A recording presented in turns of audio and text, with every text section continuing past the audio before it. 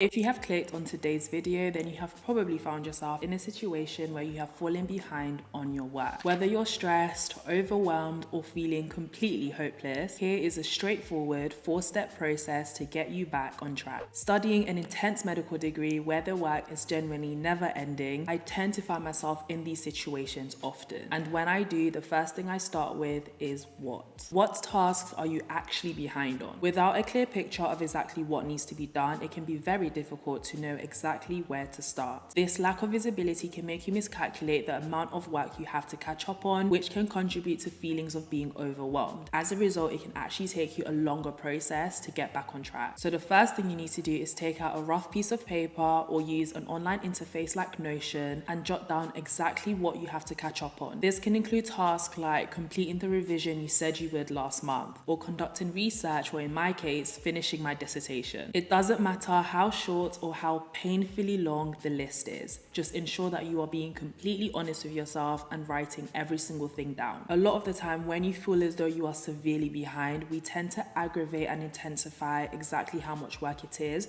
that we need to catch up on. So this will help you identify the genuine quantity of tasks that you need to do and exactly what the tasks is. Clarity is so important in these situations. Now that you've completed the list, this should help alleviate some stress or anxiety that you may have been feeling before. Aside from having a clear understanding of what it is that you need to catch up on, an equally important thing that you need to take into consideration is how. How will you catch up on all of this work? Now that we have the list, we have identified the task, it's now time to figure out how we are going to work efficiently, explore different strategies in order to catch up on all of this work that we now need to do. One strategy is to sort out priorities on which piece of work to attack first. If you have a list of 10 or 20 things that you need to complete in order to no longer be in this place of catching up, it's not realistic to try and attack all of those activities at the same time or in the same day. You need to take it a step at a time and do it strategically. And this is where prioritizing comes in. Your prioritization of which activities you're going to tackle first can be based off of numerous factors. This includes, but is not limited to, what is causing you the most amount of stress, what is the hardest task, what has the most pressing deadline. Like when the work is actually due is probably one of the most important factors here, because working according to things like prioritizing deadlines will give you a clear understanding of exactly how much time you have left, and so how much work you need to be slotting into your regular day-to-day life. So now that we have identified and maybe jotted down the deadlines of our tasks, we now need to create an action plan. This plan should consider the amount of work you have left to do, the amount of time you have, as well as your other commitments and responsibilities that you may have to work around in order to get this additional work complete. It may require some sacrifice in the short term, but it ultimately will be worth it in the long run. After locating the sequence that you will follow in order to tackle your workload, you may now want to break each task that you're tackling into smaller, more manageable steps. This can make the overall task feel less daunting and help you make more progress quickly. When creating a concrete plan to overcome catch-up, one thing that goes hand in hand with the how is when. When will you put in time to do this additional work? The act of catching up in itself requires you to do more work than usual. You need to make a few more sacrifices for a limited period of time in order to get you back on track for the sake of you no longer feeling overwhelmed or stressed. This is the time for flexibility and intentional planning in order to allow yourself adequate time to catch up. Whether it's revision that you need to catch up on, an essay that you need to write, whatever it may be, you need to look at your weekly schedule and see exactly where you can slot in additional times or additional hours for you to do this work that you're trying to catch up on. You can make adjustments in your schedule by cancelling or rescheduling social events, waking up a bit earlier in order to gain more hours to do this catch-up work, or even delegating some work to others in order to reduce your workload so that you can pay more attention and focus to this catch-up work that you need to do. And when I say delegate tasks to others, I don't mean get someone else to write your essay, but for example, if you're at work and you want someone to take a few extra shifts so that you can get a few more hours to do your catch-up work, then that's a form of delegation.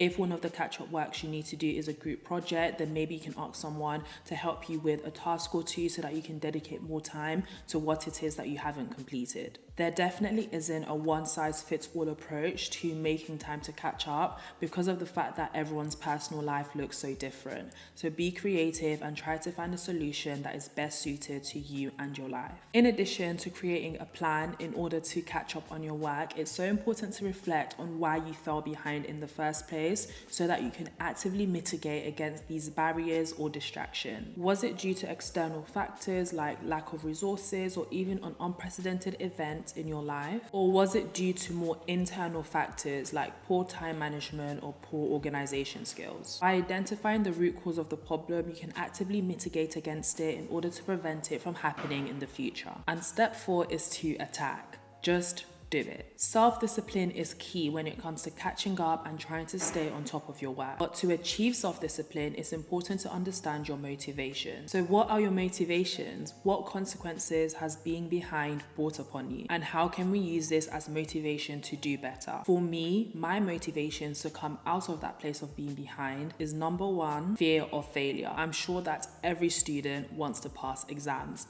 And I think using this as a slight motivator is slightly okay because, you don't necessarily want to fail an exam and have to deal with the consequences of that. It definitely shouldn't get to the point where it's pervasive and that fear is consuming you and maybe even affecting your personal life. My second motivation is animosity towards negative emotions. I am tired of being tired. Literally feeling overwhelmed and stressed all of the time is so draining. So if I can mitigate against that and be on top of my work as much as I physically can be, then that could avoid these negative emotions from consuming me. And number 3 is sustainability, getting back on track so that I am no longer overworking and can have more of a sustainable study routine. Try and think of your motivation behind clicking on this video in the first place and try and tap into that as a means of taking action. Finally, think about what you can reward yourself with when you have completed this tedious task on trying to catch up on your work. Maybe you can plan a trip to do something you enjoy or treat yourself to a special gift. Whatever it is, make sure that is something that will motivate you to keep going and get through this season of catching up. Being in this space of having to catch up, while you're trying to catch up, you have new work you need to do and it just feels like everything is too much to handle, can feel quite permanent. But just try your best to remember that a lot of the time it is nothing but an isolated event in this much bigger academic journey. I've been at medical school for 4 years now and I can't tell you how many times I have found myself in a situation where I need to catch up and I feel like I will be stuck there forever, whether it was first, second, third or fourth year, and every single time I did get out of it. So it definitely is possible. It happens to all of us, even the top student in your class. We are human and it's going to happen because we can't control all the factors around us that contribute to us being productive and being on top of our work all of the time. So now that you feel more reassured about catching up, one thing that can prevent this from happening again is managing your time adequately. This is something that my video on how to plan your study timetable can help with. So be sure to click it and check it out for yourself. I really hope you enjoyed this video. If you did, give it a huge thumbs up. Comment down below other videos you want to see and I can't wait to see you for a new video next time. Bye!